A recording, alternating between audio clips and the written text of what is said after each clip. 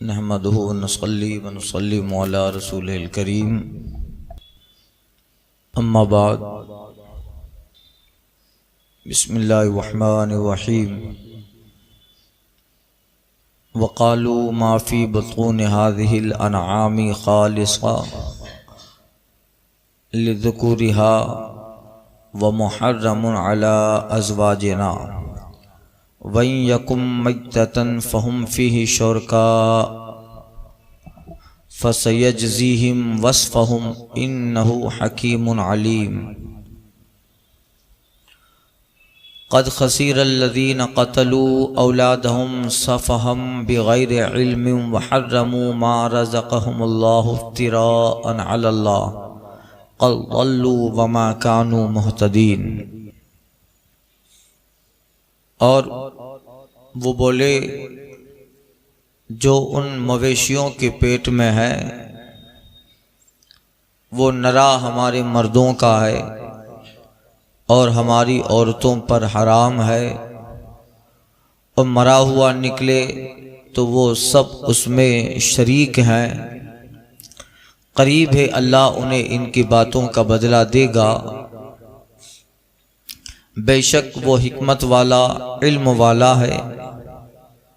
बेशक तबाह हुए वो जो अपनी औलाद को कत्ल करते हैं अहमकाना जहालत से, और हराम ठहराते हैं वो जो उन्हें अल्लाह ने रोज़ी दी अल्लाह पे झूठ बांधने को। बेशक वो बहके और राह न पाई। पिछली आयत करीमा में कुफार के जानवरों का जिक्र था। बहीरा, साइबा, हाम, साम, उनकी सवारी और उनके मुतालिक उनके अकीदे, बुतों के नाम पर जिन जानवरों को छोड़ देते फिर उसका इस्तेमाल वो अपने लिए हराम समझते।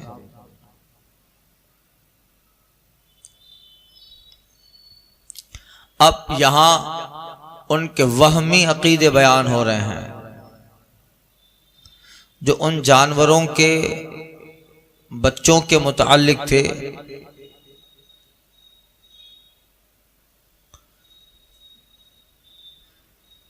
गुमान और तवहम परस्ती,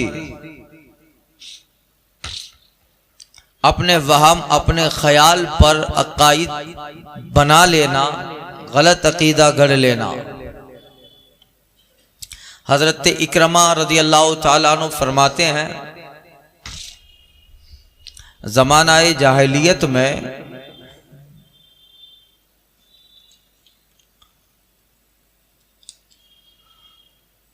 कबीला-ए रबिया और कबीला-ए मुदर, उन कबीलों का ये दस्तूर था कि अगर किसी के यहाँ लड़की पैदा होती तो वो अपनी बीवी से कहता कि अगर तूने इसे जिंदा दफन न किया तो तू मुझ पर हराम है, माअज़ल्लाह। आप जरा देखिए दुनिया कहां पहुंच गई थी, किस नहज और तबाही के किस दहाने पर आके दुनिया खड़ी हुई। पीछे गुजर चुका वो बयान नौमान बिन मुंदिर डाकू का वाक़िया पेश आया। फिर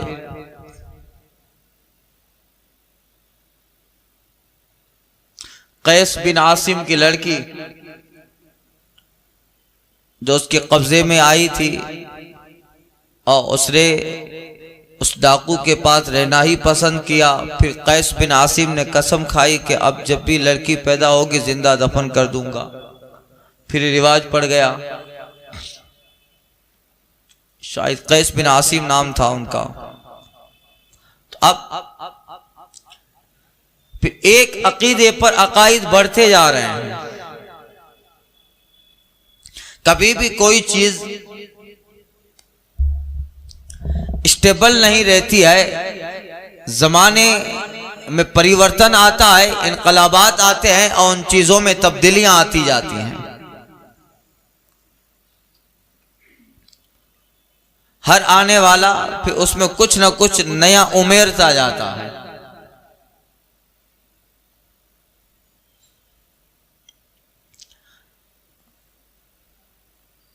अब तफसीर खाजिन वगैरह में और तफसीर मदारिक में है, और ये रिवायत हजरत अकरमा रज़ी अल्लाह ताला अन्हु इसका शान नुज़ूल बयान कर रहे हैं कि उस अरब के दस्तूर और उस जमानाए जाहिलियत में एक कबीले रबिया था और एक कबीले मुदर। उसका दस्तूर के अगर उनके यहाँ लड़की पैदा होती तो बाप अपनी बेटी के ताल्लुक से अपनी बीवी से कहता था, शौहर अगर मैं कहीं कारोबार के लिए चला जाऊं, घर न रहा, तो फिर जब मैं वापस आऊं तो फिर इस लड़की को अपने आंगन में न देखूं। मेरे जाने के बाद तुम्हें इसे जिंदा दफन करना है, अगर तू दफन न करे तो तू मुझ पे हराम है। ये कहता। तो औरत जब बच्ची की विलादत होती तो अपने सारे कामकाज और निफास वगैरह से जब फारिग हो जाती तो अपनी सहेलियों लोग को लेकर जंगल में जाती, और ऑलरेडी पहले ही से जंगल में एक कब्र खोद दी जाती, घड़ा खोद दिया जाता। फिर रस्म थी, रिवाज भी ऐसा था कि सारी औरतें जिसकी बच्ची है उसके साथ उस औरत की सहेलियां चलती और बारी बारी उस बच्ची को गोद में लेती, जश्न की शक्ल में बारी बारी उस बच्ची को गोद में लेती। और जब ये दस्तूर पूरा हो जाता और कब्र जहां पहले ही से तैयार होती वहां पहुंचती, तब माँ अपने ही हाथ से उस बच्ची को कब्र में रखती। वो कितना पत्थर दिल कलेजा रहा होगा और किस कदर संगीन कल्ब उनके हो गए कि इस हाल और इस गलत रस्म और रिवाज उन्हें इस तबाही के दहाने पे ले आई थी कि एक माँ ही अपने हाथों से अपनी बच्ची को कब्र में दफन कर रही है और फिर उस पर फख्र भी हो रहा है, उस पर कसीदे भी पढ़े जा रहे हैं। और जब इस सारे काम से फारिग होने के बाद अपने कबीले, अपने पड़ोस, अपने आसपास रिश्तेदारों में अपनी इस बयान, इस हरकत को अपने अशआर और कसीदों में अपनी इज्जत के तौर पे खुतबा पढ़ा जा रहा है। कहां पहुंच गए थे लोग? अंधेरा भी खुद उनसे पनाह मांग रहा था, जुल्मतों के आखिरी तबका में पहुंच गए थे।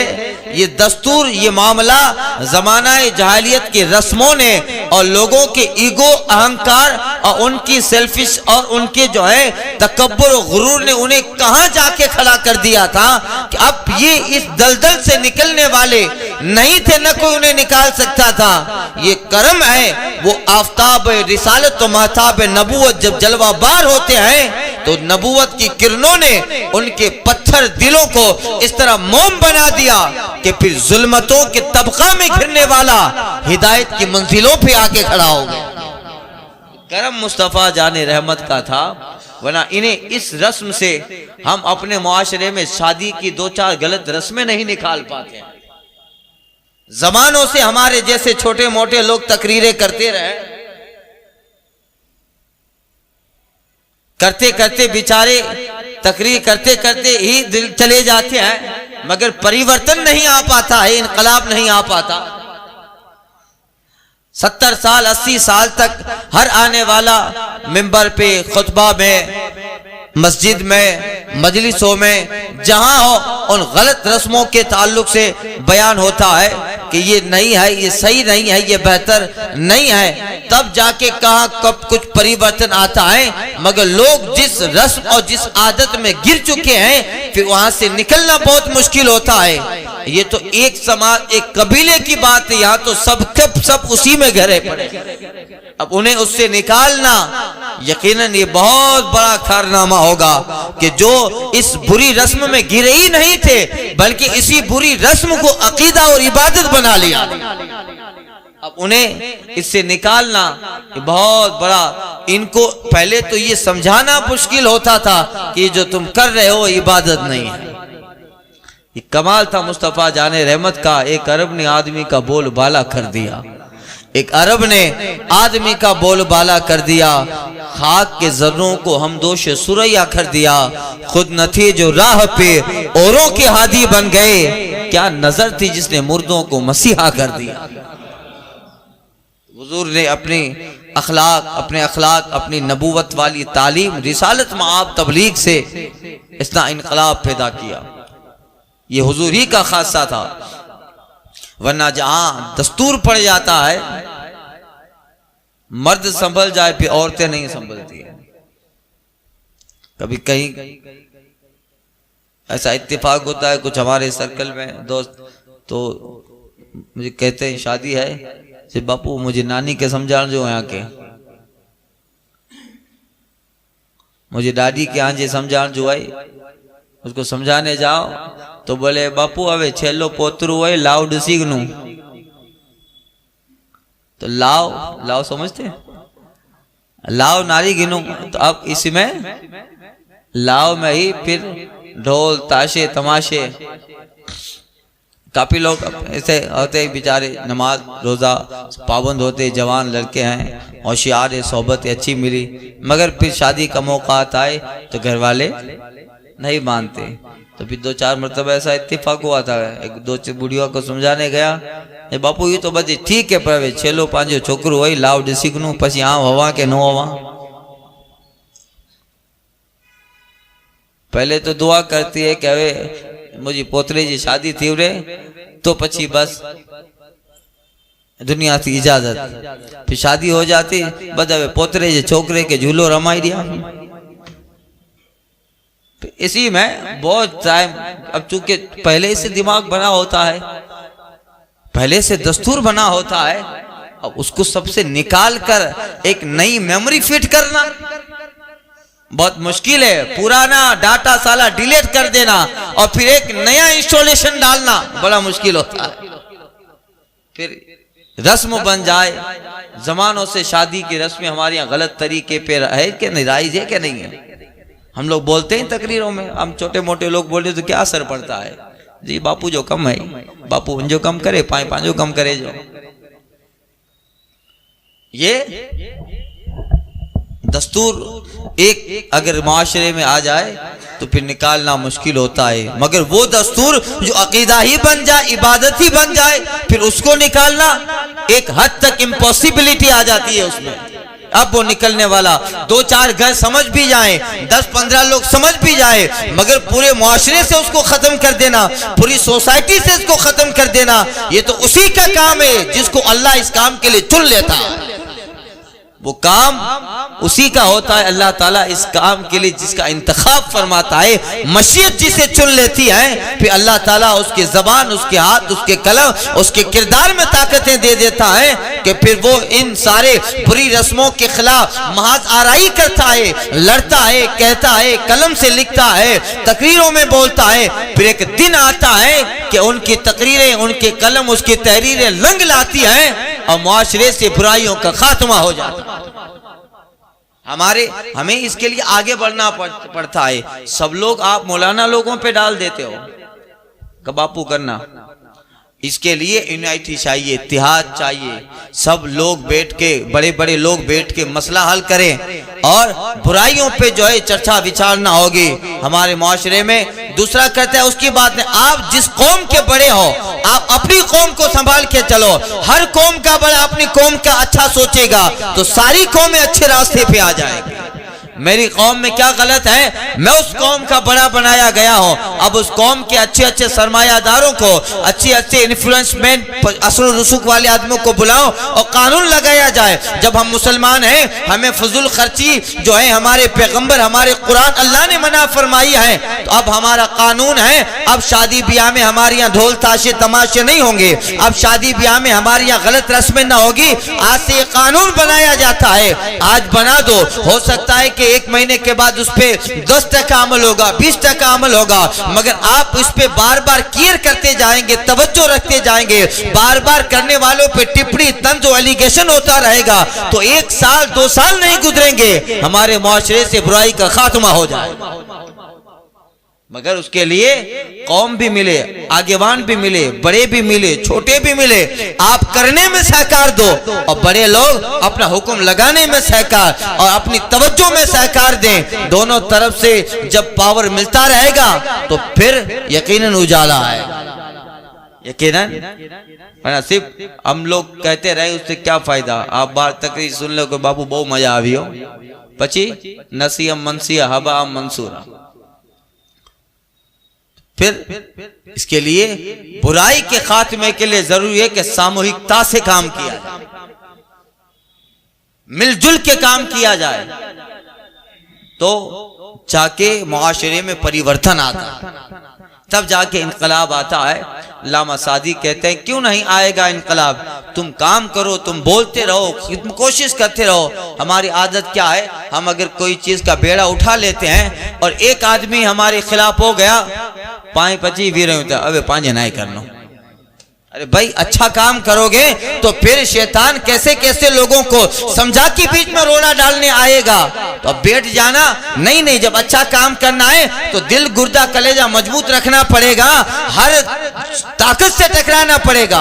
अब अच्छा काम है तो जाहिर है 2-4 आदमी गालियां भी देंगे, 2-4 आदमी बोलेंगे कि नहीं नहीं तुम्हारा ये कानून हमें नहीं चाहिए, हम पहले तरह जो करते वो कर, तो इस तरह लोग डांटेंगे भी, फिर हम बैठ जाएंगे हमें 5 नाई ना बोलो, कालती नवी गोड़ी नवो डाण।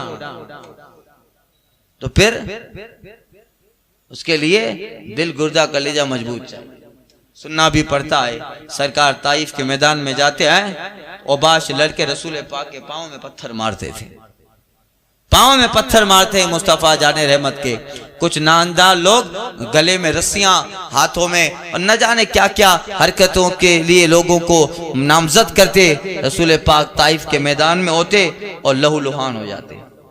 अब हुजूर छोड़ देते कि मुझे तो अल्लाह ने पैगंबर बनाया है, मैं इतनी मुसीबतें क्यों बर्दाश्त करूं। अरे पहाड़ों का फरिश्ता बारगाह रिसालत में आता है, हुजूर दुआ कीजिए, जनाब जिब्रील लेके आए थे, हुजूर ये मेरे साथ पहाड़ों का फरिश्ता है, आप सिर्फ इशारा फरमा दे, दोनों पहाड़ मिला देंगे, बस्ती अभी खत्म हो जाएगी, अभी खत्म हो जाएगी बस्ती। आका फरमाते हैं इन्नहुम ला यअलमून अन्नी नबियुल्लाह, ये नहीं जानते हैं कि मैं अल्लाह का नबी हूं। जब जान लेंगे तो फिर किरदार पे आ जाएंगे। अगर आज ये हिलाक हो गए तो फिर इनकी आने वाली नस्लें कैसे बढ़ेगी, ये नहीं जानते हैं, मगर इनकी नस्लें आएगी, उनकी नस्ल मुझे जानेगी और न सिर्फ जानेगी बल्कि मेरी सीरत पर ऐसा अमल करेगी कि उनका अमल कयामत तक के लिए आइडियल और नमूना बनेगा। अगर आज ये चले गए तो फिर इनकी नस्लें कैसी आएगी। तो सरकार बैठ जाते, नहीं करना है, नहीं नहीं, ये मिशन दे रहे हैं सरकार, मिजाज दे रहे हैं मुस्तफा, ख्याल दे रहे हैं कि रुकावटें तो हमें भी आई है। आपने नहीं पढ़ा सूरे आल इमरान और सूरे वाइदा वगैरह में जिक्र आया, कुछ अंबिया को बनी इसराइल के शरीरों ने आरे से चीर डाला था। नबी हैं, अल्लाह ने ताजे नबूवत उनके सर पे रखा है, नबी कौम में सबसे आला इंसान हुआ करता है, मगर उन्हें आरे से चीर दिया। आया है कि नहीं, बनी इसराइल यक़्तुलून नबीना बिगैरिल हक़, नाहक अंबिया किराम को कत्ल करते, किस तरीके से, मगर काम करते रहे, काम कर बताते रहो, जितनी पॉसिबिलिटी है अपना जो है काम करते रहो। अगर हर कोई अपना काम करता रहेगा, 1 साल में 10%, 2 साल में 20%, 15-20 साल न गुजरेंगे कि आपने जैसा सोचा था वैसा माहौल आप बना के खड़ा कर डालेंगे। आदमी दुनिया में मेहनत से सब कुछ होता है। एक बार कुछ हुआ बैठ गया, नहीं नहीं, मेहनत करो, कभी ना कभी तो मेहनत रंग लाती है। और आप 100% मेहनत का करके सोच रहे हैं, चलो 100% रिजल्ट ना निकला, मगर आप जो कर रहे हो उसका 10% तो मिला, ये मिलना ही बेहतर है, कुछ ना कुछ तो मिला। ये काम करते रहना चाहिए। अपने मुआशरे में जहाँ बुराइयां हैं उसके लिए बेहतर है, ये जरूरी है कि सारे लोग उसके साथ रहो, बड़े भी रहें, छोटे भी रहें, और मिडिल तबका भी रहे, लॉश तबका भी रहे, बड़ा तबका भी रहे, आगेवान, मजदूर, सारे किस्म के इमाम, मस्जिद, मुअज्जिन, मुक्तदी, सब लोग जब मिलके काम करेंगे तो परिवर्तन आता है। एक आदमी से परिवर्तन आता भी है अल्लाह ताला अगर चाहे, मगर वो जमाने फिर लग जाते हैं। और सब अपनी थ्योरी, अपने मेंटेलिटी जब एक बना लेते हैं तो फिर यकीनन जो है उसमें परिवर्तन आता है। क्यों नहीं आएगा? बात कर रहा था शेख सादी की, कहते हैं अगर संगे मरमर पर भी पानी का कतरा गिरता रहे तो कुछ सालों के बाद संगे मरमर में भी कतरे से सुराख हो जाता है। संगे मरमर में भी बार बार अगर पानी का कतरा एक ही जगह पे टपक रहा है तो कसरत की वजह से, बार बार टपकने की वजह से संगे मरमर में भी सुराख पड़ जाता है। ये तो फिर भी दिल है, ये नहीं बदलेगा। ये मसल सच है कि हो जाता है सोबत का असर। इंसान क्या है, दरो दीवार बदल जाते हैं। इंसान क्या है, दरो दीवार बदल जाते हैं। बस काम करना चाहिए। आप जो मकसद, जो मिशन चला रहे हो उस मिशन में मुस्तैद रहिए, बहुत कंप्लीटली उसमें रहिए। और ये दिमाग बनाइए कि सारे काम मेरे मुताइद में ना होंगे, कुछ मेरे खिलाफ भी आने वाले हैं। आप पहले ही से दिमाग को ऐसा बनाइए कि कुछ ना कुछ रोड़ा डालने वाले आने वाले हैं। जब पहले से दिमाग बना रहेगा तो फिर उनसे लड़ना भी आसान हो जाएगा। तो ये सारी चीजें हुआ करती है। तो माशरे में जब बुरी रस्में घर कर जाती हैं तो फिर निकालना मुश्किल होता है। हमारे यहाँ शादी ब्याहों में पहले 15-20 साल पहले कम रस्में थी, अब जितना भी आगे जमाना आ रहा है रस्में बढ़ती जा रही हैं। रस्में तो अरब का यही दस्तूर था, हर आने वाला फिर कुछ ना कुछ ऊपर करता था, कुछ ना कुछ ज्यादा करता था। तो अब फिर आगे चल के वो गलत रस्म, गलत चीजें इबादत तस्वुर करने लगे, अकीदा बना लेते उस पर। हमारे यहाँ आज से 25 साल पहले शादियां बहुत आसानी से हो जाती थी। अभी ये बूफे फूफे निकला है, अब आम होता जा रहा है। हमारी आबादी में अल्लाह का करम है, मगर अब ये भी रस्म को बना रहे हैं। अब हर कोई आदमी फिर इसी में पड़ा है। फिर खाने की सिस्टम भी ऐसी है, चप्पल पहन के, जूता पहन के खड़े होकर चलते फिरते, इधर से लो, उधर से लो, इधर रोटी लो, उधर सालन लो, इधर चावल लो, इधर सब्जी लो, चलते चलते जानवरों की तरह खाते जाओ। ये और इस पर तुर्रा ये कि कुछ लोग इसको अपनी शान समझते हैं। एक जगह में गया तो ऐसा हाफिज साहब किबला थे और गांव के जो हाफिज अभी तो बदे अभी ने कहा था पाए तो इमाम साहब भाई हुए नो खा भाई शरीयत जो हुक्म है ईदा पाए 2-4 मुक्तदी है अतरे अने शरीयत जो पण हुक्म है। तो साहिब खाना जो थे वो अपने मोतक़ी थे अल्हम्दुलिल्लाह।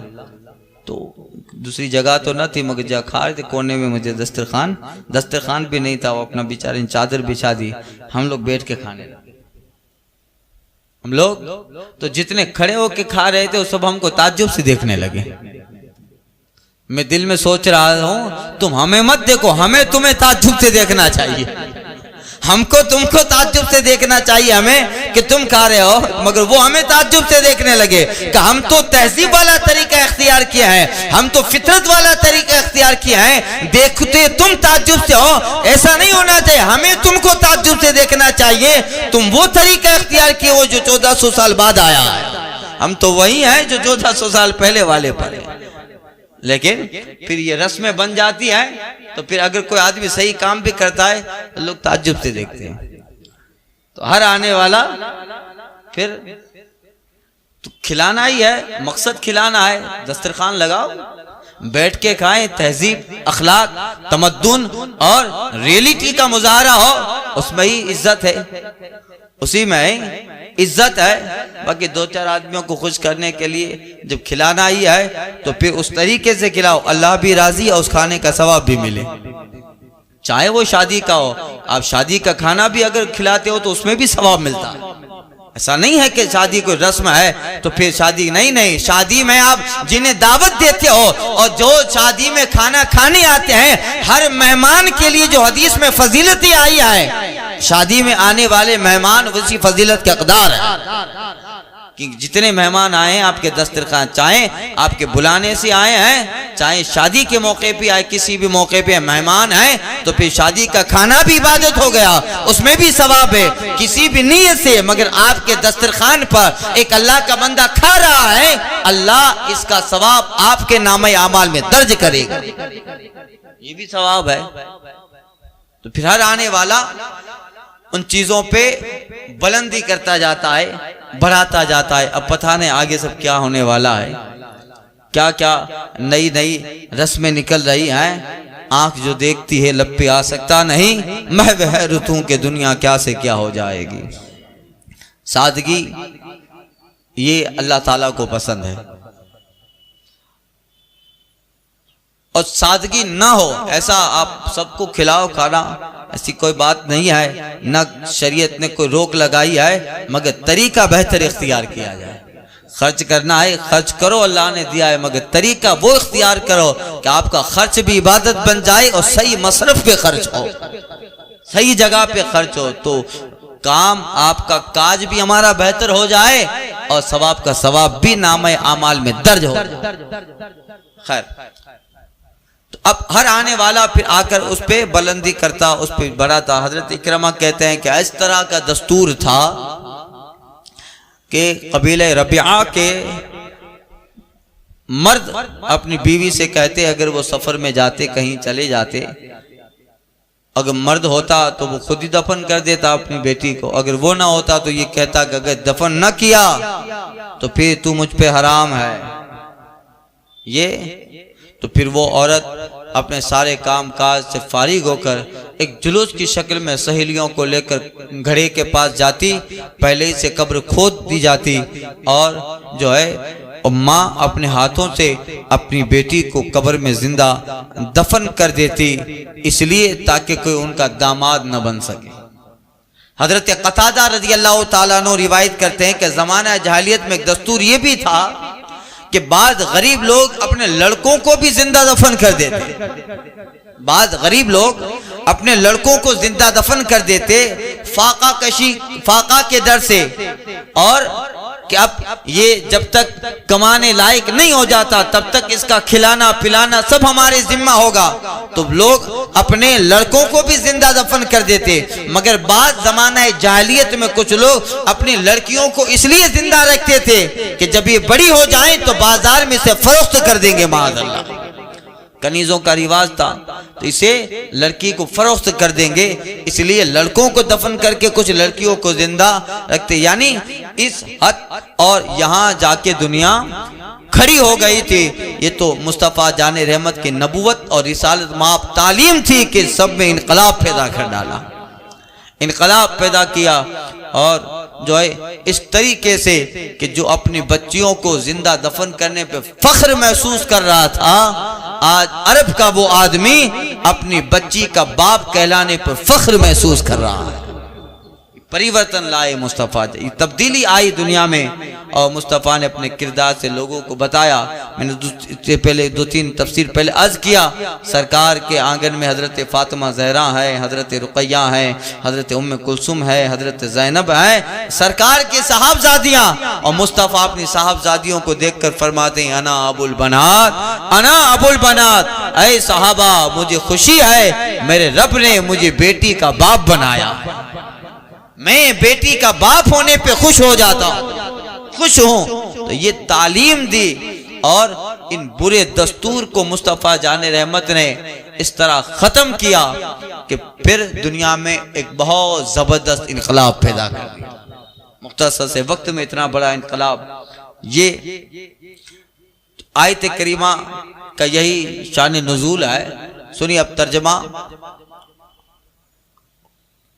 कालू, वो कहते हैं माफी बुतूनी हादिल अनाम खालिसतुन लिज़ुकुरिना, जो इन मवेशियों के पेट में है वो नरा हमारे मर्दों का है, वो क्या करते, अगर उनका कोई जानवर,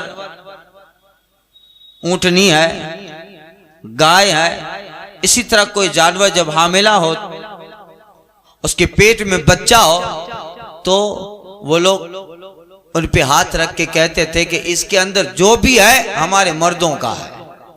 यानी अब जो भी बच्चा है या यानी जो है इसमें से नर आए या मादा आए, जो भी है हमारे मर्दों का है। फिर उसमें से जो है नर मादा जो भी पैदा हो उसको सिर्फ मर्द ही इस्तेमाल करें, औरत के लिए वो हराम।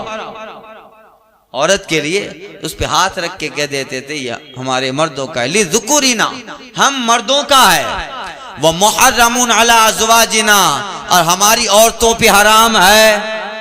तो फिर औरतें उसको किसी भी तरह इस्तेमाल, उसका गोश्त भी नहीं खा सकती, उसका गोश्त न खाएं, अगर खा लें तो फिर मुआशरे में उसके लिए तोहमत के अंबार लग जाए। तरह तरह की बात करने वाले का देखा हराम खा लिया, अरे तू ये कर रहा है वो कितना बड़ा हराम है।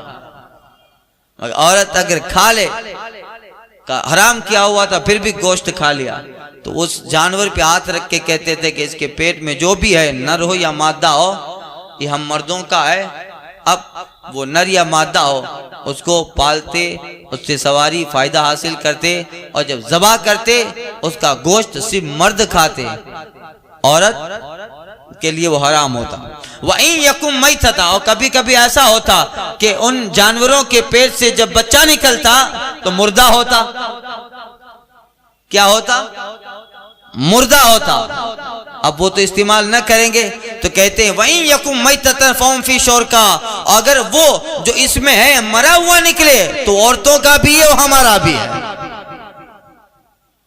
क्या कहते हैं? वहीं यकुम मैततन फहुम फी शुरका, तो ये सब इसमें पार्टनरशिप है, पार्टनर हैं, शुरका शरीक हैं। अब मुर्दा निकला है तो औरतों के लिए भी हमारे दोनों के लिए, इसमें भी अपना तो रखा है, अपना तो, इसलिए कि मुर्दा भी खा लेते थे, मुर्दार भी खाते थे। ये तो इस्लाम ने मुर्दार हराम किया है, मगर वो तो मुर्दार खाते थे। आज बहुत सारी कौमें दुनिया में मिलेगी जानवर के मरने के बाद खा जाती है, और पता नहीं खाने वाले तो क्या क्या खाते हैं, क्या क्या खा जाते हैं। एक कौम तो दुनिया में, चाइना में एक कौम तो ऐसी है जो कहती है कि जितने भी चलने वाले रूह वाले हैं सबको खाओ, जिसमें जान है सबको खाओ। तो बिच्छू, बंदर, सांप, ये सब लोग खा जाते हैं, और इंसान को भी खाते हैं। ऐसे भी रिवायतें हैं कभी कभी अखबारों में, और कुछ वाकयात ऐसे पढ़ने को मिलते हैं, इंसानों को खा जाते हैं। तो ये शुक्र कीजिए अल्लाह ने इस्लाम जैसी दौलत दी है, शुक्र कीजिए, सजदाए शुक्र अदा कीजिए। अल्लाह ताला ने प्यारा दीन दिया है कि कैसे भी हैं मगर अल्लाह ने अपने जो है महबूब दीन के दामन में पनाह दे डाली। कैसे भी हैं, गुनहगार हैं, खताकार हैं, बद अमल हैं, बेअमल हैं, कैसे भी हैं, मगर अल्लाह ने अपने दीन की पनाह में हमें जगह अता फरमाई है। इन सारी चीजों से दूर है। मुसलमान कैसा भी बदअमल होगा, मुर्दार नहीं खाएगा, वो नहीं खाता है जिसको अल्लाह ने हराम किया है। हजारों बुराइयां अपनी जगह, मगर करम उस रब का है कि अपने पाक दीन जैसा अल्लाह ताला ने दौलत अजीम हमें अता फरमाई। इस पे जितना शुक्र करें कम है। जो इससे दूर है उन्हें इसका एहसास नहीं है कि वो क्या है, और जो हम इसमें दीन में हैं, इस्लाम में मुसलमान हैं, हमें अपना कभी कभी एहसास करना चाहिए कि करोड़ों खरबों बल्कि बेशुमार एहसान है रब का कि इस पूरी कायनात में इस्लाम के लिए हमें चुना है। कभी कभी इसके लिए भी 2 रकात पढ़ लीजिए आप। कभी कभी बीमारियों के लिए, हाजतों के लिए 2-2 रकात पढ़ते हैं। कभी कभी मौका मिले तो मगरिबात इसलिए भी 2 रकात नमाज पढ़ लें कि अल्लाह तेरा शुक्र है कि इस्लाम जैसी दौलत दी है। अल्लाह ताला उसमें इजाफा करेगा। इसलिए भी कभी 2 रकात नमाज पढ़ लें। अगरचे दुनिया तो आज नहीं कल खत्म हो जाएगी, हम मर जाएंगे, मगर इसका जो नेमुल बदल अल्लाह दे, इसका जो बदला देने वाला है वो तो रब ही जानता है, जो ईमान और इस्लाम का क़यामत में क्या नेमत देगा। तो कभी कभी 2 रकात इसलिए भी पढ़ा कीजिए कि अल्लाह तेरा करम और एहसान है कि तूने इस भरी दुनिया में जहाँ करोड़ों खरबों की तादाद में मुशरिकीन और काफिर और मुर्तद बस रहे हैं, मौला इन खरबों में हमें ईमान जैसी दौलत अता फरमाई है, अपने दीन में पनाह दी है। मौला तेरा करम है, इसलिए भी रब की बारगाह में सजदा करना। आला हज़रत कहते हैं कि उनकी उम्मत में बनाया, उन्हें रहमत में भेजा, उनकी उम्मत में बनाया, उन्हें रहमत में भेजा, यूं न फरमा कि तेरा रहम में दावा क्या। करम है, इस्लाम दिया और मुस्तफ़ा जाने रहमत की गुलामी का पट्टा दिया, ये बहुत बड़ी चीज है। कभी इस पे डीपली गौर करो तो दिल में एहसास होता है इस करोड़ों खरबों लोगों में अल्लाह ने करम किया है, जो मोमिन के घर पे पैदा किया है, मुसलमान बाप के घर पे पैदा किया है, ये करोड़ों एहसान है। काफिर के घर पे पैदा होते तो फिर समझ ही नहीं आती कि सच्चाई क्या है, हकीकत क्या है, और उस कुफ्र ही को सच समझ बैठता और कभी तौफीक ही ना मिलती। मगर रब चाहे तो ये करम और बहुत जबरदस्त करम है कि मुसलमान माँ बाप के यहाँ अल्लाह ने हमें पैदा किया तो हम भी मुसलमान हो गए। दुनिया कुछ भी कहे, पागल है वो तो जो कभी टारगेट बनाते इस्लाम को, हम अपना अकीदा अपना ईमान बचा के रखें और यकीन जानिए हम जहां है वहीं सही है, वहीं सही है। कभी अपने दीन में शक न कीजिएगा, कभी अपने अकीदे में शक मत कीजिएगा। आप जहां हैं, पैसा हो ना हो, गुर्बत हो ना हो, इस्लाम के खिलाफ सारी दुनिया तलवार लेके आ जाए, सारी दुनिया मस्जिदों मदरसों को तोड़ डाले, मगर कभी भी शक न कीजिएगा, दुनिया के इनकलाब तो होते रहेंगे। यकीन हमेशा ये गामजन अपने ज़हन और फिक्र में रखिए कि मैं जिस दीन पे हूँ वही सच्चा है, वही बेहतर है, वही अल्लाह का है। तो ये जो है सबसे बड़ा, इमाम गजाली ने इसीलिए लिखा है इसके ताल्लुक से कि कभी कभी इन चीज़ों में भी नमाज नफल पढ़ो कि अल्लाह ने ईमान दिया, इस्लाम दिया, और कभी कभी मगरिब के बाद 2 रकात इसलिए भी पढ़ लो कि अल्लाह ताला का करम है कि दुनिया में कैसे कैसे मर्ज और बीमारियां अल्लाह ने पैदा की हैं, मगर अल्लाह ने इस जिस्म को तंदुरुस्त बनाया। कभी कभी हॉस्पिटल का चक्कर लगाओ, अच्छी नीयत से, इस नीयत से कभी हॉस्पिटल भी जाना चाहिए। वहां देखो किस किस पीड़ाओं में लोग पीड़ित हैं, किन किन बीमारियों में लोग मुब्तला हैं। कोई खाना नहीं खा सकता, कोई पानी नहीं पी सकता, जिसके पास करोड़ों की प्रॉपर्टी रखी है मगर पानी पीने के हाल नहीं है उसका, जिसके पास खरबों रुपया तिजोरी में भरा पड़ा है मगर मीठी चीज नहीं खा सकता, और बिस्तरे पर लेटा हुआ अपने बीवी बच्चों का मोहताज है। यानी वो बीमारियां उसे लाई के कि अपने से चले न फिरे, न पानी का एक घूंट चम्मच ले सके, मगर अल्लाह तेरा करोड़ों एहसान है कि कितना तंदुरुस्त जिस्म दिया है। इमाम गजाली कहते हैं कभी उस जगह चक्कर लगा के मगरिब में आओ, 2 रकात नमाज पढ़ो कि मौला इन हजारों बीमारियों से मुझे साफ रखा है और जिस्म में तेरी इबादत के लिए ताकत अता फरमाई है। तो फिर देखिए अल्लाह उस तंदुरुस्ती में भी इजाफा देगा। शुक्र से नेमतें बढ़ जाती है ना। तो कभी कभी जब ताकत पे गुरूर आने लगे तो एक चक्कर हॉस्पिटल का लगा लेना चाहिए। कभी कभी ऐसा ख्याल आता है कि अवे पांजे लोकेर उस्मान बरोबर ने पांजे लोकेर, तो कभी कभी ये ख्याल आए तो एक चक्कर हॉस्पिटल का लगा के आना चाहिए। यही वो सोया हुआ बिस्तरे पे पड़ा हुआ है जो कहता था कि मेरे जैसा कोई नहीं है, आज एक चम्मच अपने होंठ तक नहीं ला पाता। और कभी दुनिया और दुनिया की दौलतें और दुनिया की ये सारी आराइशें ज़हन और फिक्र को खराब करने लगे तो अगर अल्लाह तौफीक दे तो कब्रिस्तान का चक्कर लगाओ। ऐसे ऐसे लोग सोए पड़े हैं जो कहते थे कि हम न रहेंगे तो दुनिया नहीं रहेगी, वो चले गए, जमाने हो गए, दुनिया वैसे ही चल रही है।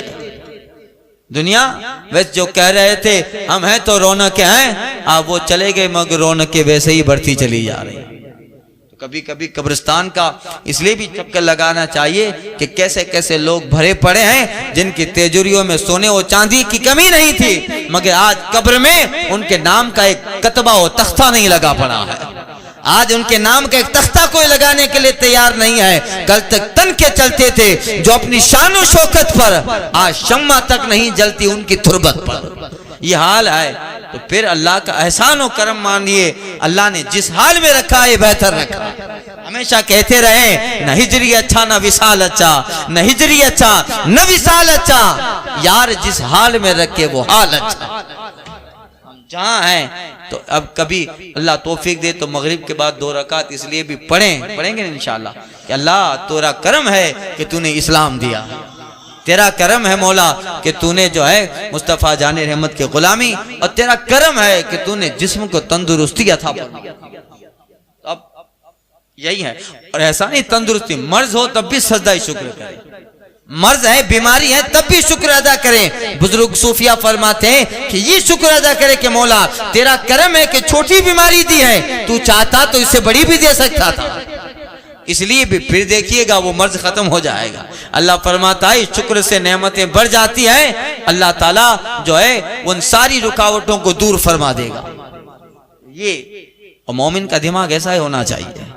मोमिन का दिमाग सिर्फ कारोबार अटके तो नमाज पढ़े ऐसा नहीं है, हर हाल में नमाज पढ़, हाल खुशी का हो हाल गम का हो, दोनों हाल में अल्लाह को याद करते रहें। फिर देखिए नेमतों के काफले घर का पता पूछते आएंगे, फिर बहारें हमारे आंगन में डेरा डाल देगी, और कभी न खत्म होने वाली खुशियां हमारे घर की कनीज और हमारे घर के खादिम बन जाए।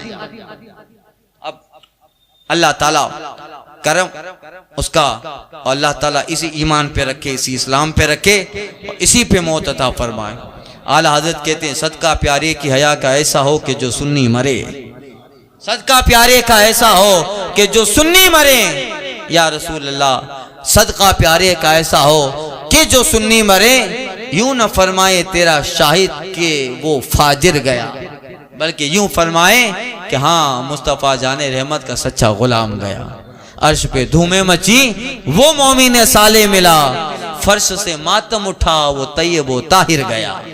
लोग कहें कि तैयब गया है, ताहिर गया है, मोमिन गया है, मुसलमान गया है। लोग ये न कहें कि फासिक गया, फाजिर गया, बदकार गया। ए अल्लाह ऐसा करम कर, या रसूल अल्लाह ऐसा करम करें। लोग ये न कहें और फरिश्ते ये न कहें कि फासिक व फाजिर गया। सदका प्यारे का ऐसा हो कि जो सुन्नी मरे, यूं न फरमाए तेरे शाहिद कि वो फाजिर गया, बल्कि इस तरह जाए कि अर्श पे धूमें मची वो मोमिन साले मिला, फर्श से मातम उठा वो तैयब वो ताहिर गया।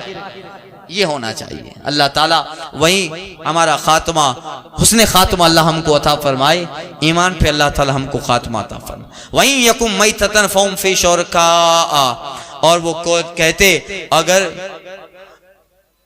मरा हुआ निकले तो सब इसमें शरीक हैं, मर्द औरत सब खाए सब खाए।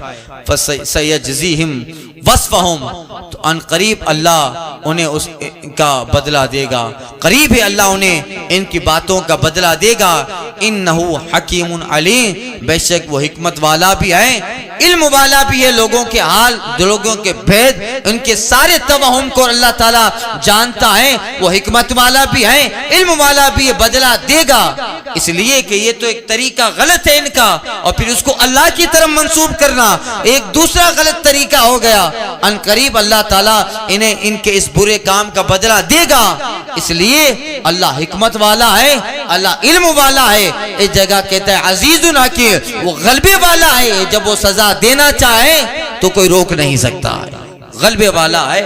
क़द खसीर अल्लज़ीना क़तलू औलादहुम सफ़हम बिग़ैर इल्म, अल्लाह फरमाते बेशक वो तबाह हो गए जो अपनी औलाद को कत्ल करते हैं अहमकाना जहालत से, तबाह हो गए। वहर्रमू मा रज़क़हुमुल्लाह, और हराम ठहराते वो जो अल्लाह ने उन्हें रोजी दी, इफ्तिरान अलल्लाह, अल्लाह पे झूठ बांधने को।